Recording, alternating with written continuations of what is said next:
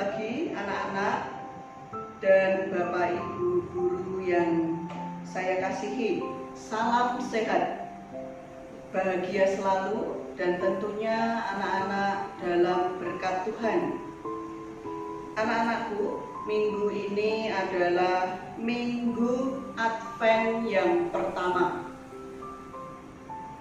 Minggu Advent yang pertama, tema yang diangkat adalah toleransi menyempurnakan keberagaman. Anak-anak, sebelum Ibu merenungkan Advent yang pertama, mari kita berdoa dulu agar apa yang kita lakukan hari ini Tuhan selalu menyertai kita. Sikap berdoa yang baik. Mari kita tundukkan kepala, kita berdoa bersama-sama.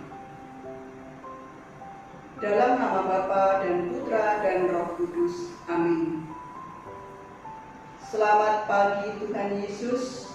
Terima kasih atas hari baru ini yang Engkau berikan kepada kami. Hadirlah dalam diri kami masing-masing, sehingga kami mampu melaksanakan perintah-perintah-Mu dalam kehidupan kami sehari-hari. Doa ini kami mohon dengan perantaraan Kristus Tuhan kami. Amin. Dalam nama Bapa dan Putra dan Roh Kudus. Amin.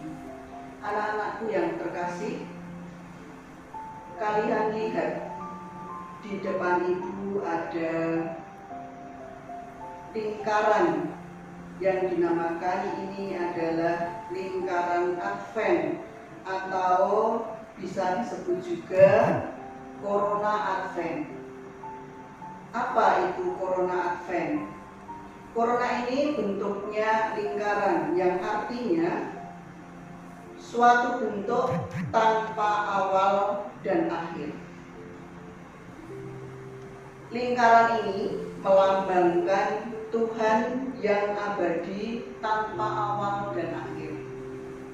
Anak-anak, lingkaran Advent ini juga ada tumbuh-tumbuhan yang segar.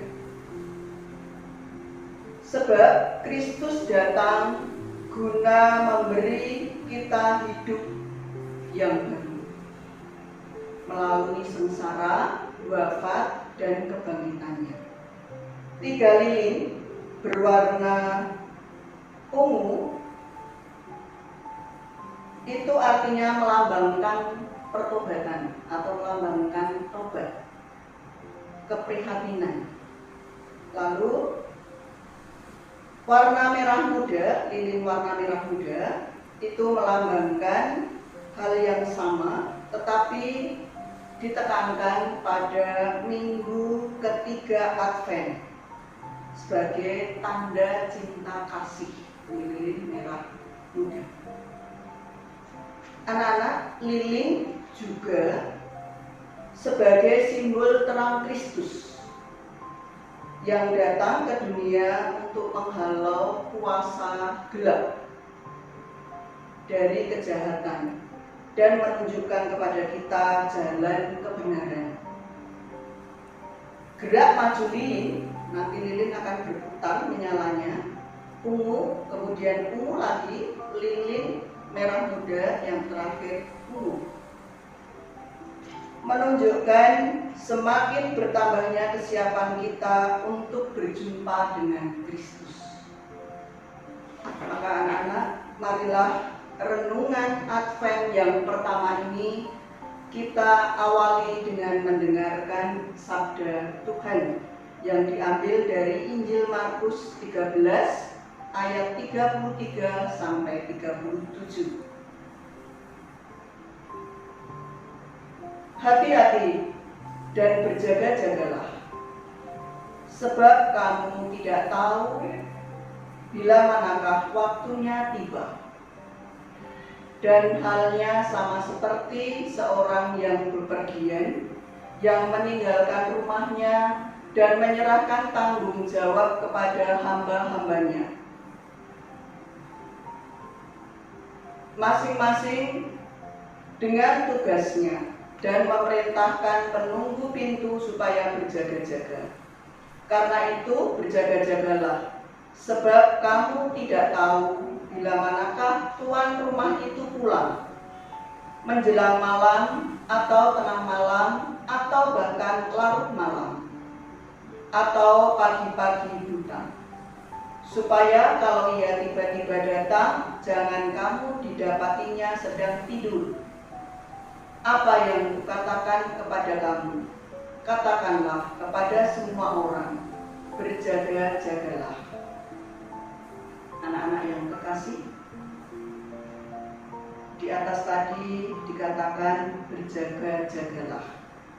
Karena itu, jaga-jagalah, sebab kamu tidak tahu bila manakah tuan rumah itu pulang, menjelang malam atau tengah malam atau larut malam atau pagi-pagi buta. Itu di dalam Injil tadi disabdakan seperti itu. Nah, anak-anak yang terkasih, mari kita renungkan bersama-sama. Menunggu merupakan suatu pekerjaan yang membosankan.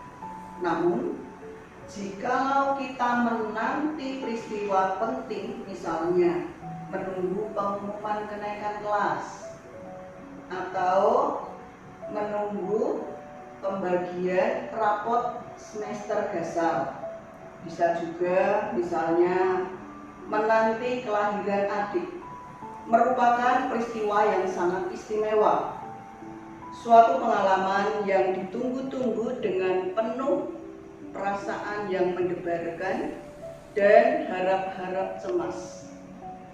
Hari ini gereja memulai tahun liturgi, yaitu masa Advent.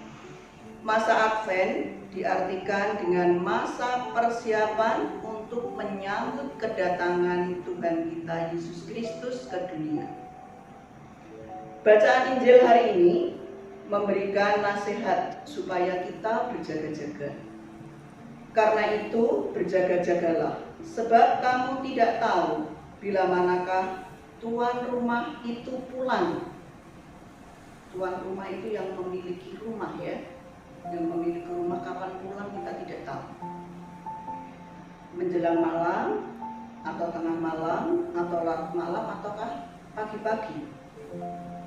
Nah, anak-anak yang terkasih, hari Natal akan tiba. Jadi penting sekali kita mempersiapkan diri kita untuk kedatangan Kristus yang merupakan tanda kehadiran, pernyataan kasih Tuhan dan penyertaan Allah pada semua orang. Maka Ibu mengajak kalian semua, mari kita mulai persiapkan hati kita, hidup kita sehari-hari, sikap kita dengan lebih baik lagi. Dari bacaan dan renungan tadi, mari kita bersama-sama untuk merefleksikan. Refleksi yang pertama, apakah saya selalu berdoa sebelum dan sesudah tidur dengan penuh kesungguhan hati? Apakah saya sudah melakukan sebagai persiapan menyambut kehadiran Kristus? Nah, anak-anakku yang terkasih, dari refleksi tadi, mari kita coba untuk membuat aksi. Kita coba bersama-sama membuat aksi. Kalian buat jadwal waktu untuk berdoa bersama keluarga setiap hari. Anak-anak terkasih dalam Tuhan, mari renungan hari ini kita tutup dengan berdoa bersama.